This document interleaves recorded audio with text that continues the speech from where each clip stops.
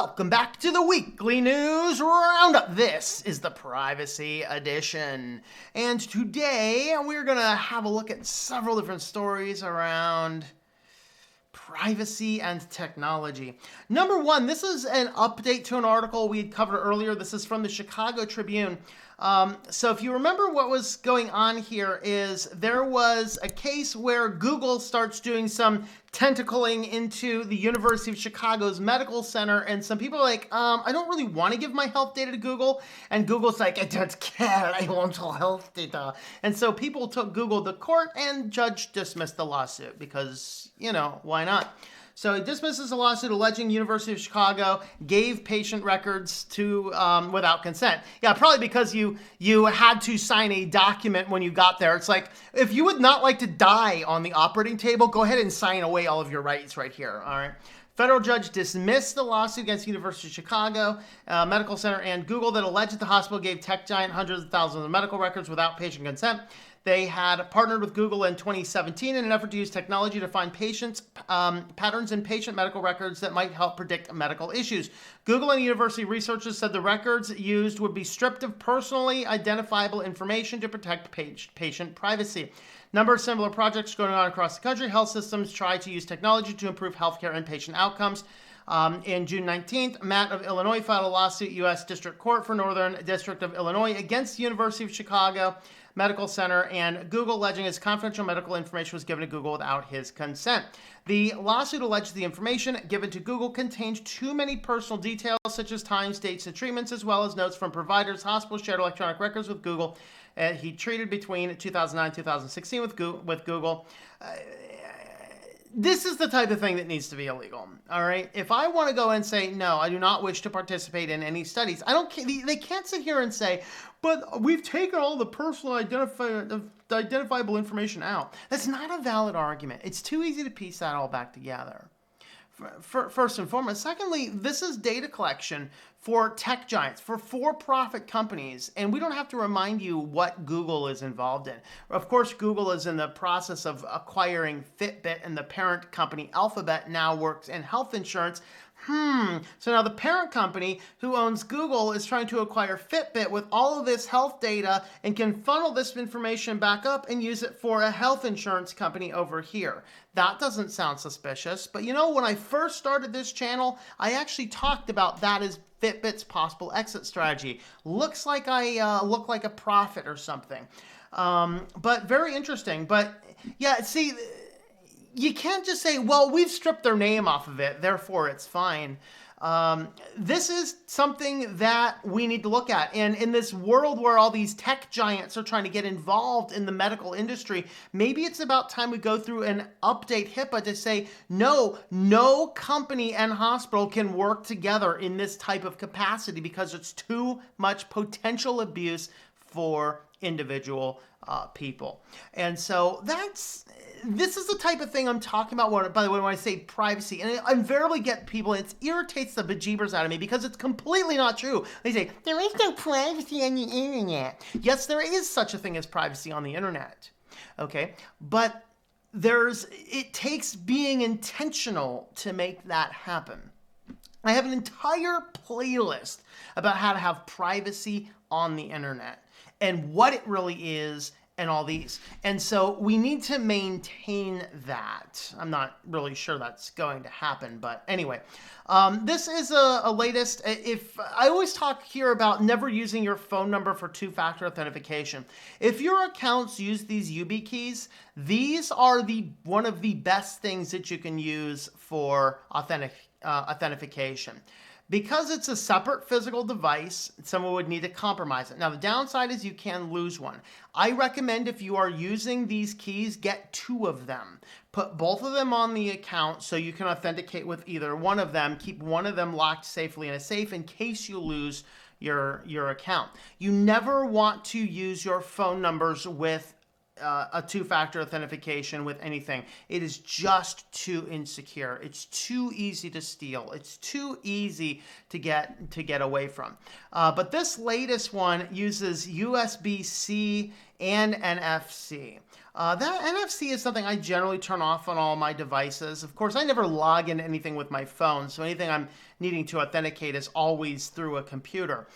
So we'll kind of see what happens with that. But I just wanted to bring your attention out that a new version of the YubiKeys has been released, which has multiple ways of verifying. This way, it brings it up into standards that you can use it with a tablet, you can use it with a mobile phone, you can use it with a computer without a lot of issues. I presume you can probably use a USB-C to USB A converter, but I'm not 100% sure on that. That'd be a good question for them. Just bring your attention that is something that's there, and if you are needing two-factor authentication options, these are good options in my opinion. Portland officials passed strict ban on facial recognition systems. This is a political move. Nobody cared when we didn't have political issues about all of the insanity that you came here to escape, so we're not going to talk about. But I did want to mention here, Portland officials passed a strict ban on facial recognition systems. If only they passed strict bans on destroying and looting property, that would be awesome. But nevertheless, what I find interesting down here is they're literally banning it on this basis here. Black, Indigenous, and people of color communities have been subject to over-surveillance and disparate and detrimental impact of these misuse of surveillance. These have been documented to have an unacceptable gender and racial bias. Okay, let me tell you the absurdity of using that for facial ID bans. Now, I support them banning facial ID because it should be banned. But they give too many false positives. In other words, if you're of a certain skin tone, they really don't know who you are. In other words, you have a little bit more anonymity in the group they're trying to protect than us paley, pasty guys.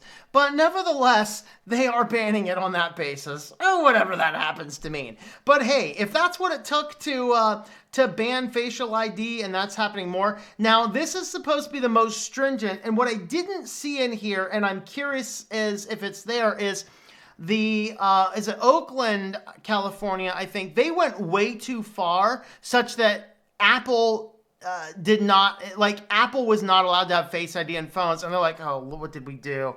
I didn't notice that in this, but I can say that no private business may use it either. I think in the stipulation, no private business can use it in a public-facing area. So in other words, a private business might be able to have facial ID if visibility to a public space is not available. Like you couldn't have it on the sidewalk looking out. You couldn't have it in the front of the store looking out towards a window that a public person could pass by. I did not notice if it prevented you from using it inside in a closed environment. I didn't see that. But hopefully they also didn't make it illegal to have Face ID on your phone for unlocking your iPhone like Oakland did. Honestly, I'm not a big fan of that technology, but if that's the technology you want to use, you want to make sure it is preserved. So definitely an interesting article there. All right, United Airlines website bug exposed traveler ticket data. So if you are flying by United Airlines, now not everybody was compromised. The compromise seemed to be impacting people who requested a refund. So if you've flown United and requested a refund, it's possible some of your information has been leaked. Airlines website lets users check their refund status by entering their ticket number and last name, but the website wasn't validating last name, making it possible to access other travelers' refund information by changing a ticket number. IT security expert Oliver Lino, who found the bug, told TechCrunch that he could see travelers' surnames, the payment type, and the currency used, and the refund amount. Not a serious leak. You're getting payment type, but not payment information. You're getting a surname, but not the entirety of the name. You're seeing the currency. Not a lot else. So not necessarily huge, but still, this is the type of stuff that we need to be able to audit code for. As we will see in a future news section, there is a intriguing company that does not want people to audit its code, and that should be slightly terrifying. So with that, let's go ahead and talk about an affiliate for today. If you'd like to help support the channel, I do have a series of affiliates. You can find them all at switchedtolinux.com/affiliates. Today we're going to highlight private internet access. This is one of the better VPNs that you get out there. I am not an advocate who says everybody absolutely needs to have a VPN at all times, but there's good, legitimate reasons for having a VPN. And if you fall under one of those groups, i.e. you need to get out of a geofence location, maybe you're doing something online that you just need to be off of your basic ISP network. Please don't do anything illegal with it. That would be stupid. Or if you're working at coffee shops a lot, things like that, those are reasons to have a VPN. Using the private internet access link here, tlm.li/PIA, then you can get 2 years for $70. Excellent deal on that for 2 years. You can get a single month for $10, or you can get a whole year for $40. You can connect several devices, 10 devices. They keep changing that on me. 10 devices simultaneously. Very nice service, so definitely check those guys out.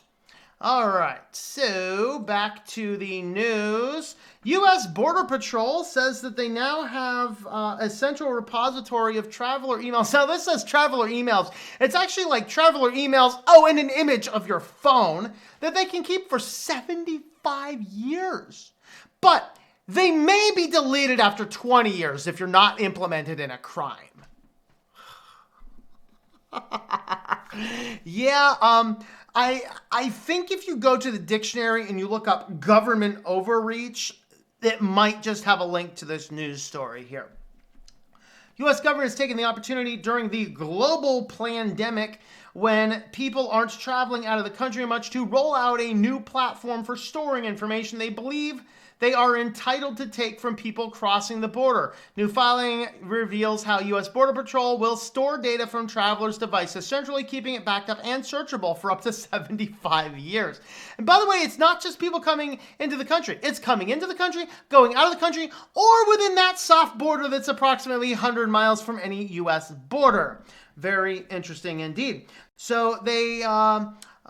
let's see, this is the Homeland Security published the privacy impact statement detailing the electronic data that they may choose to collect. They may choose to collect from people crossing the border and what happens to the data. Border Patrol claims the right to search laptops, thumb drives, cell phones, other devices capable of storing electronic information, and when they call it a border search, they can do this not just when you're crossing the border in either direction, but even when you are at the extended border, which is 100 miles out. All right, so literally they claim this, and when they call it the border search, they can do all that. All right, next they needed an updated privacy impact assessment because of the new enterprise-wide solution to manage and analyze data types of information and metadata USBP collects from electronic devices. Now, the one thing that they will do, this is just a hilarious one, probably a little PG-13 or R-rated, so if you have little kids, be warned. Border Patrol will, quote, acquire a mirror copy of the device data on the device, end quote, they take from a traveler and store it locally. Before, however, uploading it to their network, they check to make sure there's no porn on it. So they search a device to find porn first. Then once they've determined it's clean, then they transfer the data to the encrypted thumb. I wonder if you have it on there. Do they delete that on your device before they make the image? Or do they make the image, delete it from their image? Or do they just not store the copy of it if it's got porn? So, hey, there you go. Border Patrol's coming. Snap, snap, snap. And there you go. You're good. And then just send those to Facebook, and then you will be protected from the other bad stuff too. I mean, really, guys, this is insane stuff. This is so awesome. The government's taken such a great deal of us. They said that the information will be stored for 75 years, although if it's not related to any crime, it may be deleted after 20 years. Oh, man, this is excellent. Yeah, absolutely. All right. Facebook reinvents Facebook with the launch for Campus for college students. This is an interesting one right now. Maybe this is like, hey, let's get college social again. If you're on the Discord server, I posted a highly disturbing video in the COVIDiot news section. If you're not on the Discord server, tlm.li/STLD. Anyway, head on over to that Discord server there. Have a look at that video there from Pam Popper reading some of what's going on with the colleges. They are like prison camps. I actually think that the Jewish people under the mid-1940s soldiers were actually treated better than many of these college students. And I kid you not. I mean, just seeing what's going on here at Penn State, it's like, I'm having those vibes of if you've ever seen the movie The Wall with the kids marching in the straight lines towards the grinders. That's kind of what I'm picturing going on right now. And I'm kind of seeing it in my town with the campus here. But what Facebook is doing now is they're launching campus for college students. You have to give them your college, email address. I thought there was something else there too. I don't remember. But you have your college email address, and then you can create basically a deeper profile. They said they wanted to do it this way so that you didn't have to have all of your more private college stuff on your main profile page. So it basically takes everything from your profile page, ports that in, and then it gives you more options for what dorms you're in, as if you can visit your friends, and what classes you're in, as if you would even know, because, you know, everyone's got to be so isolated. And you have the ability to see schedules and things like that. They do have an alumni section. You can stay on as an alum, but they will remind you, hey, maybe you should leave now because grow up and get out of your parents' basement, boys and girls. This is not as beneficial for you as it is when you're a college student. Of course, this does harvest and collect a lot more information, but here we just have a lot of different things. Allows you to do campus groups. They picked a really stupid time to do this because like people aren't allowed to be social on campus right now. But it does actually collect a whole lot more data. And if you block anybody on the one, it blocks on the other, you know, et cetera, and stuff like that. But they're just trying to make Facebook relevant again. But I mean, is anybody college age even using Facebook? They're like, I don't want to be on Facebook. Like my grandma's over there. That's kind of embarrassing. All right, and on to our feature story for today. Who joined the Amazon board? Many of you have been wondering. Well, the NSA chief who oversaw the sweeping domestic phone surveillance program that, by the way, the second court case came out this week ruling that those were all unconstitutional. So literally the guy who broke the Constitution is now joining the Amazon board to help work on Alexa stuff. Does that comfort you? Hey, Alexa, order some unicorn meat. Confirm. I forgot to grab Alexa today before I started, so my apologies. So yeah, now this right here is what is called a failed campaign promise. This is one of the things that is called the revolving door. This has been a long-term issue where government employees would leave their positions at the government and become high-ranking officials in companies, and then when they get sick of the company, they would leave the company and become a high-level position in a government agency again. This is one of the things that Trump ran on in his election campaign in 2016 that he absolutely did not do, and I'm kind of disappointed on. So he ran on, one of the platforms he ran on was getting rid of the revolving door. So we have Ajit Pai. We have this guy. We've had several people move in and out of different positions between a variety of health industries and the pharmaceutical industries. The revolving door is just spinning a little bit faster right now, and that's actually a little bit more problematic. So if you are looking for something to hate the current president on, that would be a good reason because he failed to keep that particular campaign promise. I will add in all fairness that he kept a lot more campaign promises, and for that I am happy that he kept several of campaign promises. It's just this one he did not. And this is the area where I disagree with the red or right-leaning party, that I think that they have tech completely screwed up. It's probably because they're too old and incompetent to understand how any of it works. And so that's really the case there. So with all of that, though, this guy who oversaw the radically unconstitutional sweeping domestic phone surveillance, he joins Amazon as a board of director. They published a scathing letter slamming the president for not allowing the American multi-tech company to get the $10 billion joint, the Jedi contract. This is not the contract you're looking for. All right. Which instead was awarded to Microsoft because, okay. Amazon's board has just appointed another former NSA head and retired General U.S. Army Keith Alexander as a director. He will serve on the board's audit committee. So a guy who ran an unconstitutional program is on the audit committee. I smell a rat. Is there a rat in here? I think there's a rat in here, folks.